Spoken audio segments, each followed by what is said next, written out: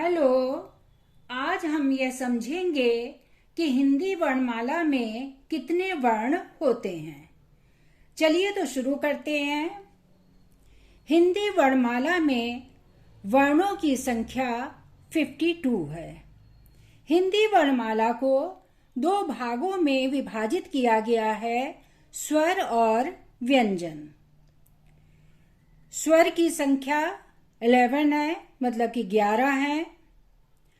अ से लेकर औ तक ये हमारे स्वर हैं।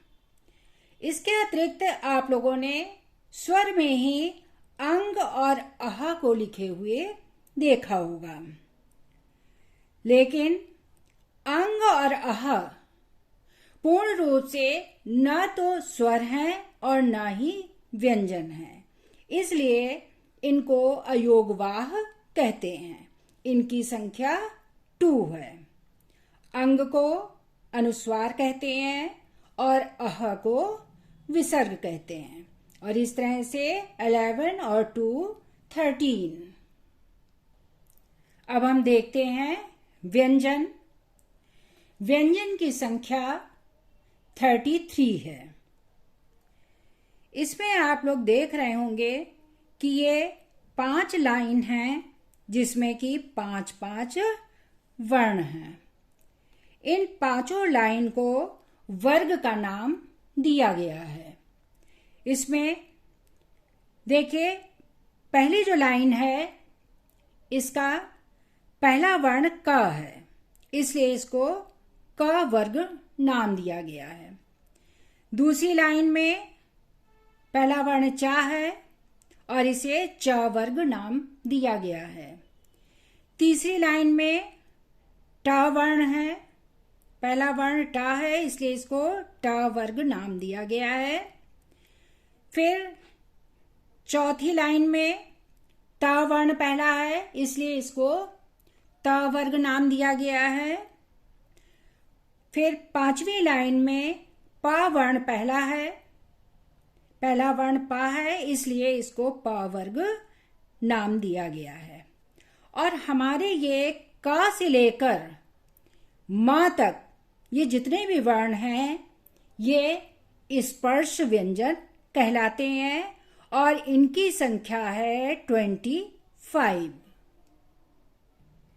इन्हें स्पर्श व्यंजन इसलिए कहते हैं क्योंकि जब हम इनका उच्चारण करते हैं या हम जब बोलते हैं तो हमारी जीभ, टंग और हमारी श्वास वायु, मतलब कि हम जो सांस लेते हैं वो हमारे मुंह के किसी न किसी भाग का स्पर्श करती है, तो इसलिए इसको स्पर्श व्यंजन कहते हैं। जैसे क, ख, ग, घ, अंगा, च, छ, ज, झ, या, ट, ठ, ड, ढ, ङ, त, थ, द, ध, न, प, फ, ब, भ, म।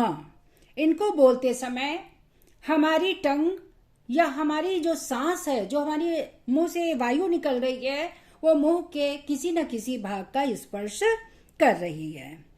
अब इसके बाद देखिए, ये है य, र, ल, व। इनको अंतस्थ व्यंजन कहते हैं और इनकी संख्या है 4। अंतस्थ व्यंजन इसलिए कहते हैं कि इनका जब हम उच्चारण करते हैं या हम इसको जब बोलते हैं, इनको हम बोलते हैं, तो हमारी टंग या हमारी सांस वायु, हमारे मुंह से निकलने वाली वायु हमारे मुंह के किसी न किसी भाग का पूर्ण रूप से स्पर्श नहीं करती है। मतलब ये है कि हमारे मुंह का पूर्ण रूप से स्पर्श नहीं करती है, इसलिए इन चारों को अंतस्थ व्यंजन कहते हैं। इसके बाद आता है श, स, स, ह। इन्हें ऊष्म व्यंजन कहते हैं और इनकी संख्या भी 4 है। ऊष्म व्यंजन इसलिए कहते हैं कि जब हम इनका उच्चारण करते हैं या इनको हम बोलते हैं तो उस समय हमारी जो श्वास वायु, हमारी जो सांस है, वो रगड़ खाते हुए बाहर निकलती है और ऊष्मा उत्पन्न करती है। ऊष्मा गर्मी को कहते हैं कि हमारी जो सांस निकलती है, बाहर निकलती है वायु, वो गर्म वायु निकलती है, इसलिए इसे ऊष्म व्यंजन कहते हैं। इसके बाद आता है छ, त्र, ज्ञ, श्र। ये है संयुक्त व्यंजन और इनकी संख्या भी है 4। संयुक्त व्यंजन ये इसलिए कहे जाते हैं क्योंकि ये दो व्यंजन के मेल से बनते हैं, मतलब कि दो व्यंजन को जोड़कर ये वर्ण बनते हैं, इसलिए ये संयुक्त व्यंजन कहे जाते हैं। इसके अतिरिक्त आप लोगों ने वर्णमाला में देखा होगा कि ये दोनों वर्ण भी देखने को मिलते हैं। ड और ढ में नीचे बिंदु लगाकर ये दो नए वर्ण बने हैं जिनको कि वर्णमाला में जोड़ा गया है, और ये है उच्छित्त व्यंजन। उच्छित्त व्यंजन इनको इसलिए बोला जाता है कि जब हम इन वर्णों का उच्चारण करते हैं या बोलते हैं तो हमारी जीभ मुंह के ऊपर के हिस्से को छूते हुए झटके के साथ नीचे आती है, इसलिए इसे उच्छित्त व्यंजन कहते हैं और इनकी संख्या भी 2 है। इस तरह से वर्णमाला में स्वर की संख्या 11 है, अयोगवाह 2 है, दोनों को जोड़ेंगे तो हो जाएगा 13। स्पर्श व्यंजन 25 हैं, 13 में 25 जोड़ेंगे तो होगा 38। इसके बाद उच्छित्त व्यंजन 2 है, 38 में 2 जोड़ेंगे तो 40।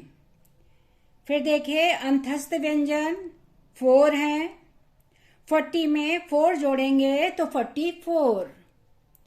इसके बाद ऊष्म व्यंजन 4 हैं, 44 में 4 जोड़ेंगे तो 48। फिर है संयुक्त व्यंजन